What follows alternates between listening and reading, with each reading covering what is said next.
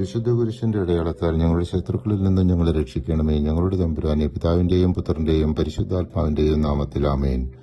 വിശുദ്ധ മത്തായി 27-ാം അധ്യായം യേശുവിന്റെ വിചാരണ, ക്രൂശിക്കൽ, മരണം, അടക്കം എന്നിവ വിവരിക്കുന്നു. യേശുവിനെ പീലാത്തോസിന്റെ മുമ്പിൽ കൊണ്ടുവരുന്നു. ജനങ്ങൾ ബറാബാസിനെ വിടുവിക്കണമെന്ന് ആവശ്യപ്പെടുന്നു. പീലാത്തോസ് കൈകഴുകി തന്റെ കുറ്റമില്ലായ്മ പ്രഖ്യാപിക്കുന്നു.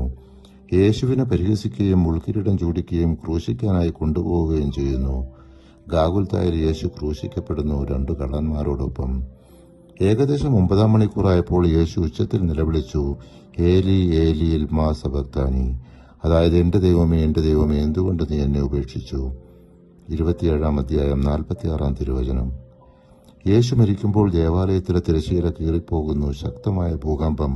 ശവകുടീരങ്ങൾ തുറക്കുന്നു. ശതാധിപൻ കുറ്റബോധത്തോടെ പറയുന്നു, ഇവൻ ദൈവപുത്രൻ തന്നെയായിരുന്നു.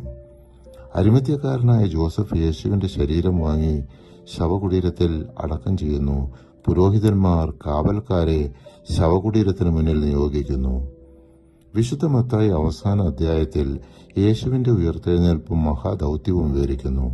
ശബത്ത് കഴിഞ്ഞ് മഗ്ദലേന മറിയവും മറ്റേ മറിയവും ശവകുടീരത്തിലേക്ക് പോകുന്നു. കല്ലു മാറ്റിയിരിക്കുന്നതായി കാണുന്നു. അവൻ ഇവിടെയില്ല, ഉയർത്തെഴുന്നേറ്റു എന്ന് ദൂതൻ അറിയിക്കുന്നു. സ്ത്രീകൾ ശിഷ്യന്മാരോട് ഈ സംഭവം അറിയിക്കാൻ പോകുന്നു. വഴിയിൽ വെച്ച് അവർ യേശുവിനെ കാണുന്നു.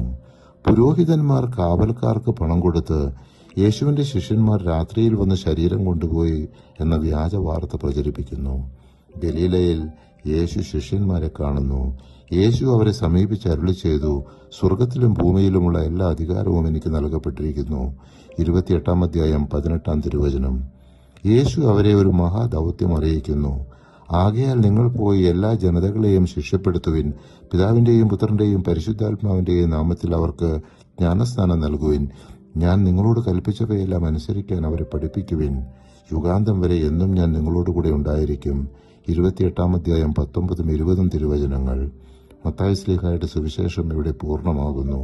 പരിശുദ്ധാത്മാവെ, തിരുവചനത്തിന്റെ അനന്തശക്തിയാൽ ആത്മാവിന്റെ ബലങ്ങളും ദാനങ്ങളും നൽകി തീക്ഷ്ണതയാൽ ഞങ്ങളെ ജ്വലിപ്പിക്കണമേ. ആമേൻ.